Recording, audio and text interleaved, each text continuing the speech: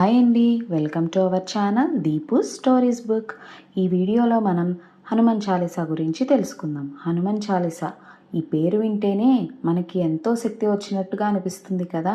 అయితే ఈ హనుమాన్ చాలీసా ఎప్పుడు చదవాలి, అసలు ఎందుకు చదవాలి, ఎన్నిసార్లు చదివితే మంచిది, ఇలాంటి క్వశ్చన్స్ ఎన్నో ఉంటాయి. అయితే ఆ క్వశ్చన్స్కి ఆన్సర్స్ ఈ వీడియోలో తెలుసుకుందామా. హనుమాన్ చాలీసా అనేది తులసీదాసు రచించిన అత్యంత శక్తివంతమైన భక్తి స్తోత్రం. ఇది శ్రీ హనుమంతుడి మహిమను వర్ణిస్తూ భక్తులకు ఆధ్యాత్మిక, మానసిక, శారీరక శక్తిని ప్రసాదిస్తుంది. చెడు శక్తులు, భయం, దుష్ట ప్రభావాలను తొలగిస్తుంది. నెగిటివ్ ఎనర్జీ, చెడు కళలు, గ్రహదోషాల నుంచి రక్షిస్తుంది.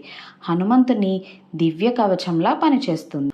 కర్మబంధనాలు, అడ్డంకులు తొలగుతాయి. ధైర్యం, ఆత్మవిశ్వాసం పెరుగుతాయి. ఒత్తిడి, ఆందోళన, భయాన్ని తగ్గిస్తుంది. మనసుకు శాంతి, ఏకాగ్రత కలుగుతుంది.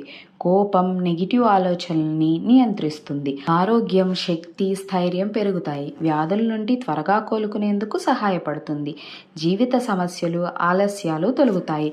క్రమశిక్షణ, నియంత్రణ పెరుగుతుంది. 7 లేదా 11 సార్లు పఠిస్తే భయం తొలగుతుంది. 108 సార్లు పఠిస్తే తీవ్రమైన సమస్యలు పరిష్కారం అవుతాయని నమ్ముతారు. మంగళవారం లేదా శనివారం పఠిస్తే అత్యంత శక్తివంతం. బ్రహ్మముహూర్తంలో చదవడం శ్రేష్టం. తూర్పు లేదా ఉత్తరం వైపు ముఖం పెట్టి కూర్చోవాలి. దీపం లేదా ధూపం వెలిగించాలి. భక్తితో, విశ్వాసంతో పఠించాలి. మనసు ఏకాగ్రతగా ఉంచాలి. చివర్లో హనుమంతుడికి నమస్కారం చేయాలి. ఈ వీడియో కనుక మీకు నచ్చినట్లయితే మన ఛానల్ని సబ్స్క్రైబ్ చేసుకోండి. లైక్ చేయండి, షేర్ చేయండి అండ్ కామెంట్ కూడా చేయండి. Thank you for watching.